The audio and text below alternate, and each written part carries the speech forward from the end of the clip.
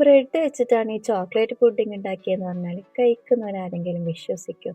ഇനി ചോക്ലേറ്റ് ലവേഴ്സിന് ഇടയ്ക്കിടയ്ക്ക് ഇത് ഉണ്ടാക്കി കഴിക്കാം. 6 ബ്രെഡ് എടുക്കുന്നുണ്ട്. ഇനി അത് കൈ കൊണ്ട് തന്നെ ഇങ്ങനെ പൊടിച്ചെടുക്കാം. അതിലോട്ടേക്ക് ഇഷ്ടമുള്ള ഏത് ചോക്ലേറ്റും ചേർത്ത് കൊടുക്കാം. ഇനി വേണ്ടത് 1.5 teaspoon cocoa powder, 1.5 teaspoon custard powder അല്ലെങ്കിൽ കോൺഫ്ലോർ ആയാലും മതി. ഇനി ആവശ്യത്തിന് മിൽക്ക് മെയ്ഡ്, ഷുഗറും ചേർത്ത് കൊടുക്കാം.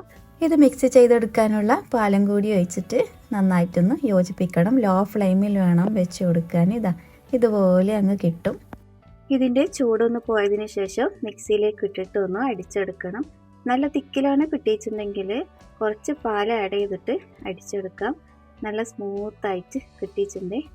ഇനി ഇതിൻ്റെ മുകളിലേക്ക് കൊക്കോ പൗഡർ ഒന്ന് ഡസ്റ്റ് ചെയ്ത് കൊടുക്കണം. കുറച്ച് ചോക്കോ ചിപ്സും കൂടി ഇട്ട് കൊടുക്കുന്നുണ്ട്.